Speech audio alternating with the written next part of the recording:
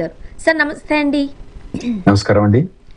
Sir చూస్తూనే ఉన్నాము every week జరుగుతున్న పరిస్థితులు ఎవ్రీ వీక్ మనం డిస్కస్ చేస్తూనే ఉన్నాము. సార్ ఈ వీక్ మనం మాట్లాడుకుంటే ట్రంప్ ఎరా చూస్తున్నాం, ప్లస్ ఏఐ కూడా చూస్తున్నాం.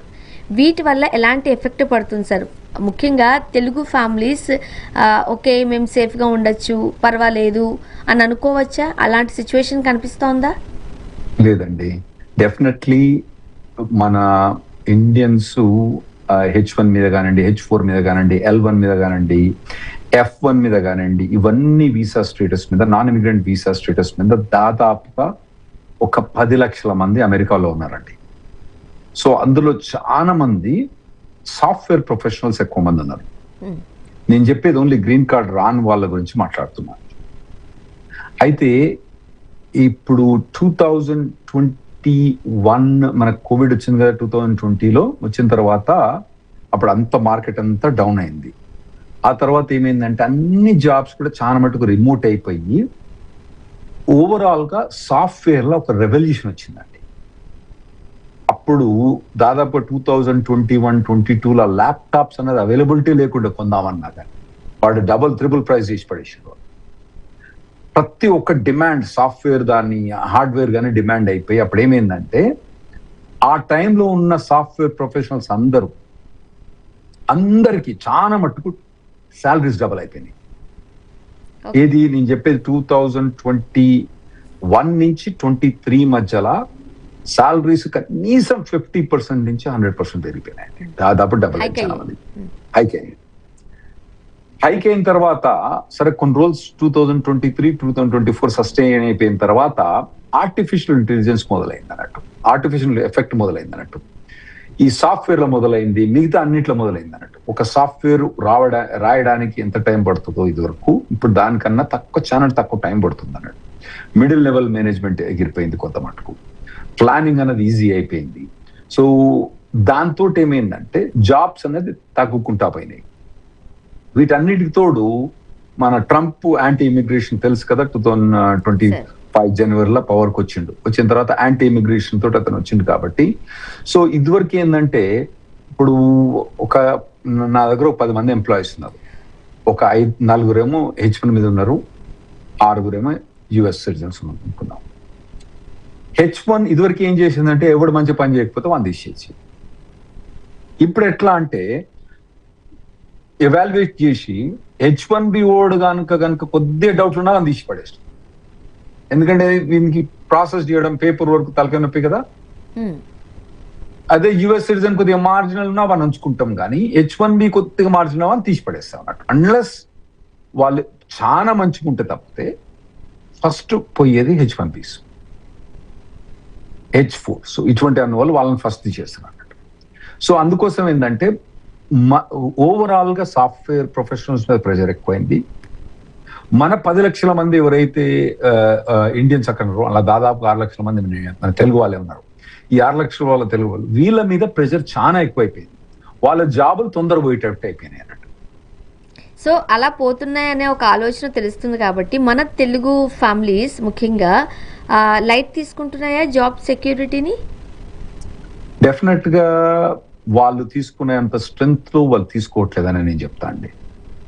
ఇప్పటికి కూడా చాలా మంది ఏం చేస్తారంటే ఆడ జాబ్ పెట్టుకొని ఇక్కడికి వచ్చి 15 రోజులు వస్తాం. నేను every day free Zoom call పెడతాం. మేము ఎవరైనా ప్రపంచంలో ఎక్కడైనా వచ్చి మా దగ్గర క్వశ్చన్ అడగచ్చు. 14 ఏళ్ళ నుంచి మేము చేస్తున్నాం. అందులో వాళ్ళు వచ్చి చెప్తారు, నేను ఇట్లా మా ఆవిడ ప్రెగ్నెంట్ అయితే నేను 10 వీక్స్ లీవ్ తీసుకున్నా. 10 లీవ్స్ తీసుకున్న తర్వాత నేను పోయి జాయిన్ కాగానే ఎంబడే వాడు తీసేసిండు అన్న జాబు అంటాడు. అరే నాయన, మరి నువ్వు 10 వీక్స్ లీవ్ తీసుకున్నప్పుడు వాడు వేరే వాళ్ళని పెట్టుకొని ఉంటాడు కదా నీ జాబ్లా, ఎందుకంటే నీ జాబు పెట్టుకొని ఉంటాడు కదా అంటే వాడు పెట్టుకోలేదా అంట. ఒకటి, వాడు 10 వారాలు నువ్వు కనుక జాబ్ లేవనుకో, నువ్వు 10 వారాలు జాబ్ లేకపోయి వాడు వేరే వాళ్ళని పెట్టుకోలేదంటే నువ్వు ఆఫీస్లో ఇంపార్టెంట్ కాదన్నట్టు కదా. రెండు రిస్కే. ఇప్పుడు నువ్వు 10 వారాలు కనుక పోతే, నువ్వు 10 వారాలు వేరేని రీప్లేస్ చేయకపోతే అసలు నీ జాబే వేస్ట్ ఏమో అనే ఫీలింగ్ ఎంప్లాయర్కి వచ్చేస్తుంది. మీరు చెప్పండి, న్యాచురల్ వస్తుందా రాదా? సార్ అదే రెండు రిస్కే ఆ, ఆ, ఒకవేళ వేరేని రీప్లేస్ చేసిన అనుకోండి, వాడు నచ్చిండు అనుకోని, మరి నువ్వు అవసరం లేదు కదా. వాడు ఆవిడ ఉన్నప్పుడు మళ్ళీ వాడిని తీసేసి నేను పెట్టాలి కదా. ఈ రెండిట్లు ఏదైనా ఒకటి అయింది. ఒకటి ఏంటంటే నిన్ను రీప్లేస్ చేయాలి, రీప్లేస్ చేస్తే పోతే వాడు కథం, నేను అవసరం లేదు నువ్వు. సో ఈ ఇన్ని వారాలు నువ్వు లీవ్ పెట్టకు. ఒక వారం అంటే పర్వాలేదు, 2 వారాలంటే మ్యాక్సిమం. అంతకన్నా ఎక్కువ ఆ 2 వారాల్లో కూడా నేనైతే నన్ను అంటారన్నట్టు, రాహుల్ నువ్వు వెకేషన్ ఉన్నప్పుడు వారానికి నేను 40 గంటలే పని చేస్తాను అంటారు, కానీ 40 గంటలు లేదు. కానీ వెకేషన్లు ఉన్నప్పుడు నేను నా దాదాపు 20-25 గంటలు పని చేస్తా ఏది వారానికి. నేను పని చేస్తున్నప్పుడు అది వేరే విషయం. సరే మా ఆవిడ నన్ను అందరు క్రిటిసైజ్ చేస్తారు, సరే వర్క్ ఆలిక్ అది వేరే విషయం. కానీ ఇన్ జనరల్ గా ఎప్పుడు కూడా మనం ఇంకొన్ని మనం మొత్తమే మనము 10 వారాలు పోయి ఆడ మనం లేకుంటే మొత్తం పని నడిచిందంటే మనం బేకారుగా. వేరే రీప్లేస్ చేసిందంటే వాడు తీసుకోవచ్చు. ఇది మీరు చాలా దృష్టిలో పెట్టుకోండి. మేము చాలా మటుకు లేఆఫ్స్, అంటే కొన్ని లేఆఫ్స్ అవాయిడ్ చేసేటుంటాయి, కొన్ని చేయటి ఉంటాయి.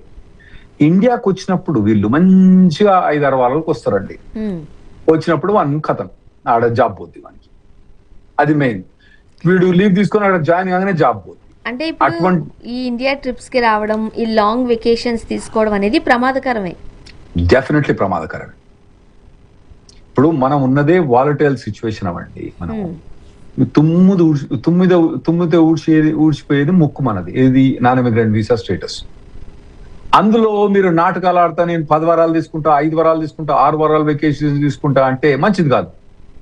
ఎందుకంటే వాడు మిమ్మల్ని, ఇప్పుడు వాన్ బిజినెస్ నడవాలి కదా. ఇప్పుడు మనం రానంత మాత్రాన ఈ టీవీ నడవదంటే ఎట్లా? ఇవాటి ఈ నడవాలి. మీరు లేకపోయినా నేను లేకపోయినా నడవాల్సిందే. వాళ్ళు ఏదైనా చేసి నడిపిస్తారు. నడిపలేకపోతే మనం, సో దానికోసం వీళ్ళు ఏం చేయాలంటే అంత పెద్ద వెకేషన్ తీసుకోరాదు. అది మెయిన్ అడ్వైజ్ అండి. వీళ్ళు వింటారు, ఓ పెళ్లికి వస్తానో కదా, పెళ్లికి నువ్వు 6-8 వారాలు రాకపోతే ఎట్లా, 5 వారాలు ఎట్లా, ఏదో మరి ఈ పెళ్లిళ్ళు ఏందో మరి. ఎందుకంటే నాకైతే నేను 2 రోజుల పెళ్లి చేసుకొని, అప్పుడేముందండి ట్రైన్లో ఎగరేసుకొని అమ్మాయిని ఎగరేసుకొని వచ్చి పెళ్లి చేసుకున్న రకం అట్లుండే అప్పుడు. మరి ఇప్పుడేమో కాలం మారిపోయింది. ఏం పెళ్లిలు, 10 వారాల పెళ్లిలట, 12 వారాల పెళ్లిలట, అది ఏందో అర్థం కావట్లేదు. మళ్ళీ ఆ ఫంక్షన్లు, ఎన్ని ఫంక్షన్లు ఇవన్నీ వాడు అక్కడ అమెరికా నుంచి ఇక్కడికి వచ్చి ఏం చేసినప్పుడు కథ పంజాబ్ కూడా.